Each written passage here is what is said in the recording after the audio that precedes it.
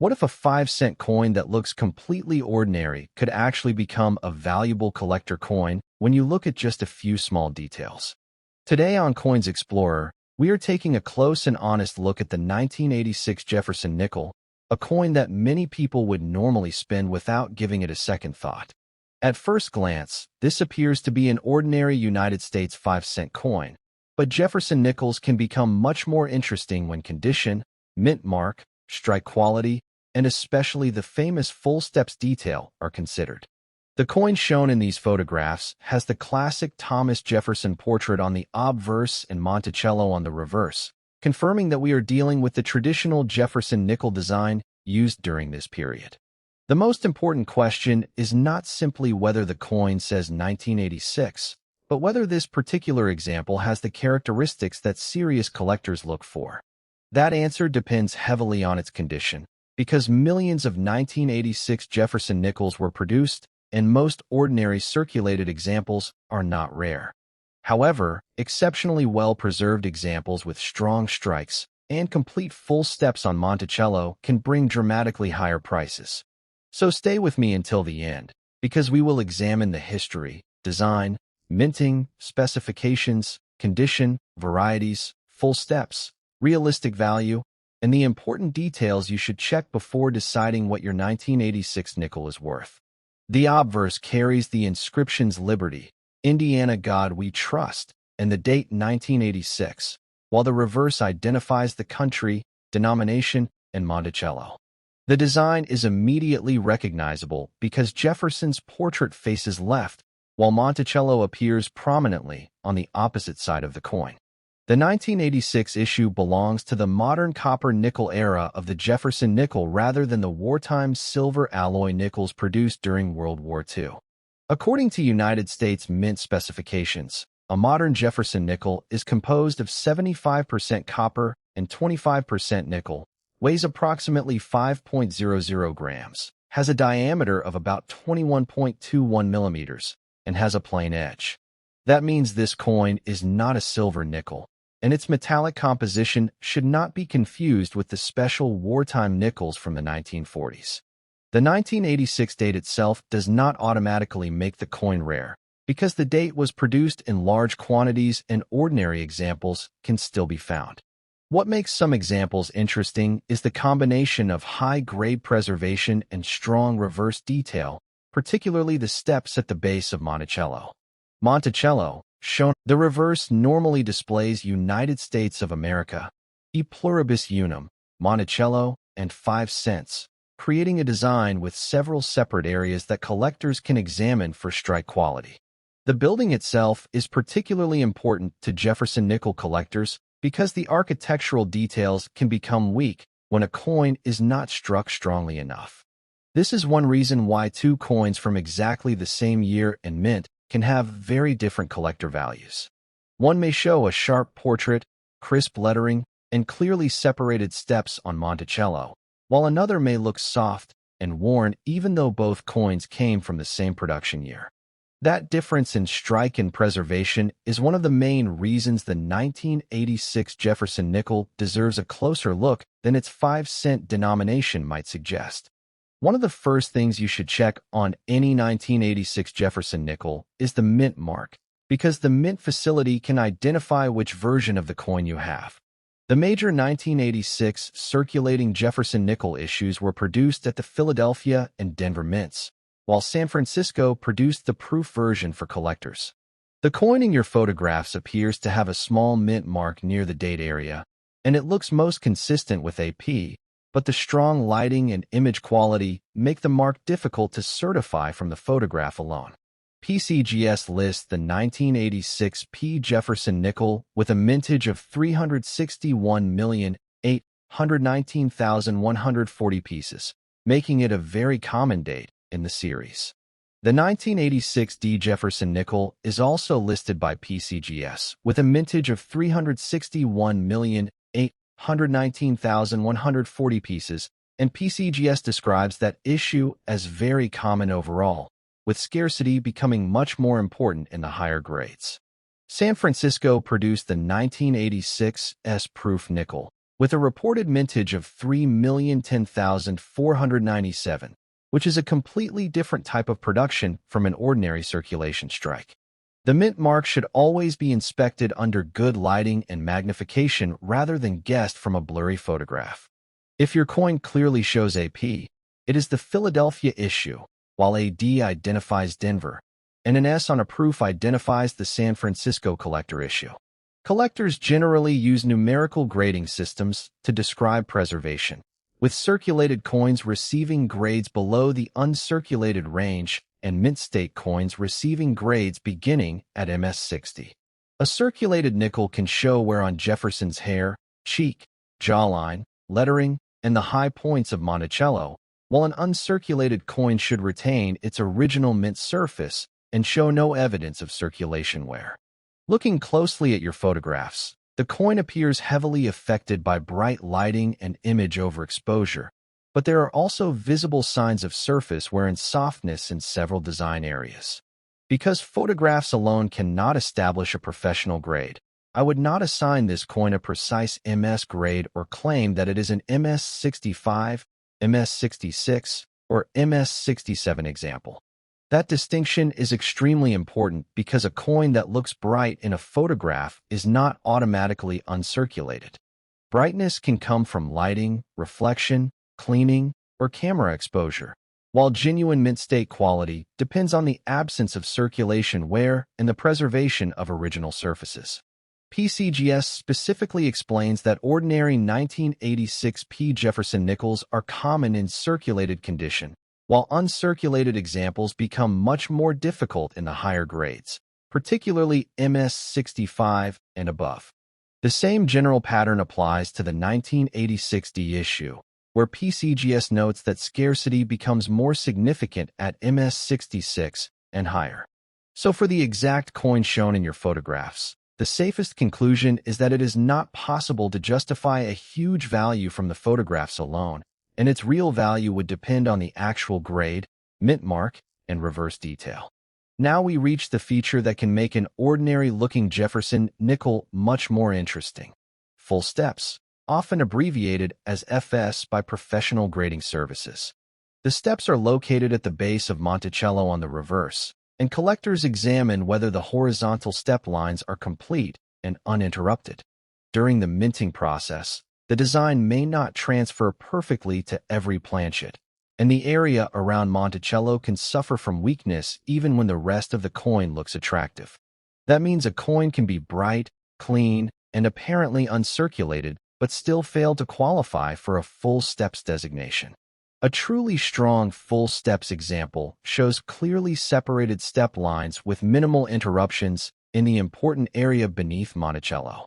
This characteristic is particularly important for high-grade Jefferson nickel collectors because fully defined steps can be much scarcer than ordinary examples.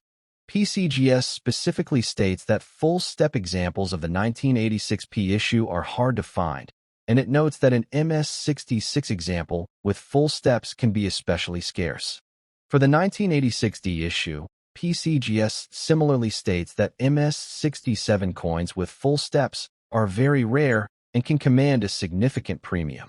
Looking at your reverse photograph, the Monticello steps do not appear sharp enough in this image for me to certify a full steps designation, and the overexposure makes the examination even harder. Therefore, if someone tells you from this photograph alone that your coin definitely has full steps and is worth thousands of dollars, that would be an unsupported claim. The reverse needs to be photographed clearly under controlled lighting or examined by a professional. This is the question that usually gets the most attention, so let's separate realistic values from sensational internet claims. An ordinary circulated 1986 Jefferson nickel is generally not a rare coin, and its value can be close to its 5-cent face value unless there is something unusual about the individual specimen. PCGS's current price information shows that the value can increase as the grade rises, with the 1986P and 1986D issues becoming more interesting in higher mint state grades. For example, PCGS's price guide currently lists the 1986P MS issue at increasing values through the higher grades, with the premium becoming substantially greater for full steps examples. The 1986P Full Steps variety can become especially valuable at the top of the grading scale, and PCGS records an auction result of $4,880 for that is a genuine high-end result, but it should not be interpreted as meaning that every 1986 nickel is worth thousands of dollars.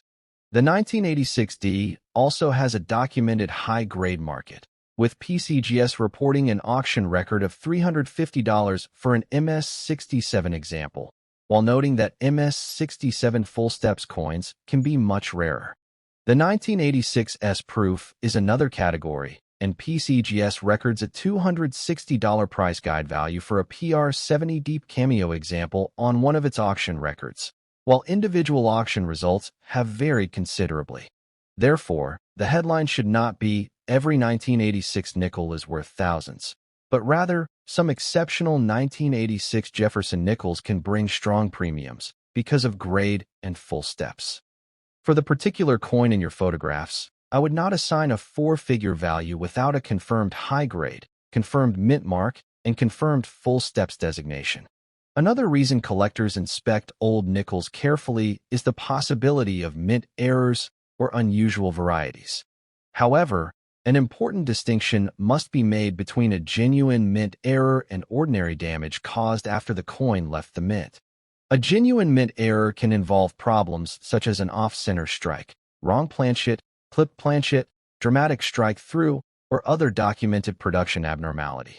By contrast, scratches, dents, gouges, discoloration, polishing, chemical damage, or damage from machines usually do not make a common coin rare. The 1986 Jefferson Nickel series also has the important full steps designation, which is a condition and strike quality characteristic rather than automatically an error.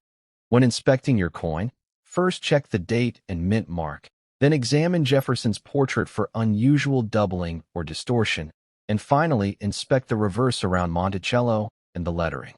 Do not mistake normal softness in the design for a double. Likewise, a small mark near the date is not automatically a rare mint error, and a damaged rim does not necessarily indicate an error at the mint.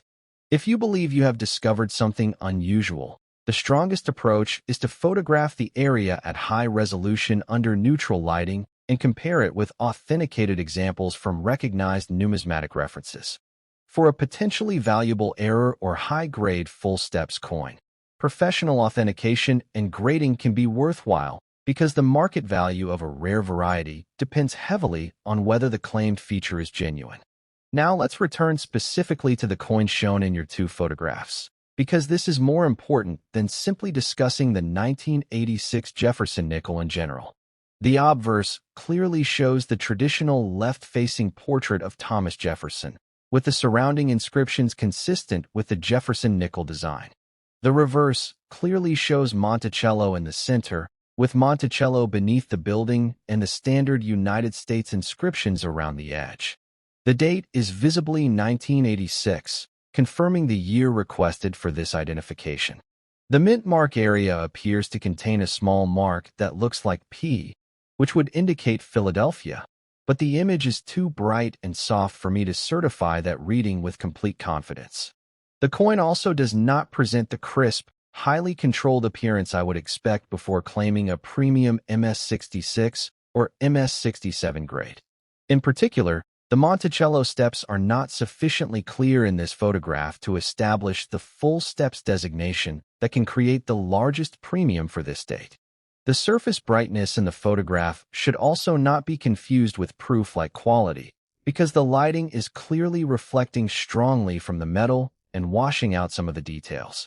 Based on the photographs alone, I would therefore treat this as a normal 1986 Jefferson nickel unless a closer examination reveals an important mint error, unusually high grade, or strong full steps detail. That honest assessment is actually more useful for. So, what is the final verdict on this 1986 Jefferson nickel?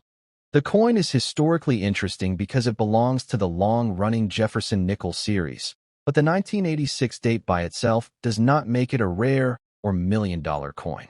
The standard coin contains 75% copper and 25% nickel, weighs approximately 5 grams, measures about 21.21 millimeters across, and has a plain edge according to United States Mint specifications. The 1986 P and 1986 D circulation issues were produced in large numbers, while the 1986 S was made as a proof issue for collectors. The real opportunity comes from exceptional preservation, high mint state grades, strong strikes, full steps, or a genuinely rare and authenticated mint error. PCGS's records demonstrate just how dramatic the difference can become at the highest levels, with a 1986 P Full Steps MS67 example reaching $4,880 at auction in 2026. But that high result belongs to an exceptional professionally graded coin and should never be used as the value of an ordinary circulated example. For the coin in your photographs, my honest conclusion is that the images do not provide enough evidence to justify a rare high-dollar valuation, and I would not call it a $1,000, $5,000, or $1,000,000 coin based on these pictures. If you want to investigate it further, take a sharp photograph of the date and mint mark area. And remember, sometimes the most valuable thing about a coin is not an exaggerated price tag, but discovering exactly what makes that particular piece different from the millions of others produced in the same year. This is why we keep searching, examining, and learning here on Coins Explorer, because the next coin you find may look ordinary at first, but could contain a detail that changes the entire story.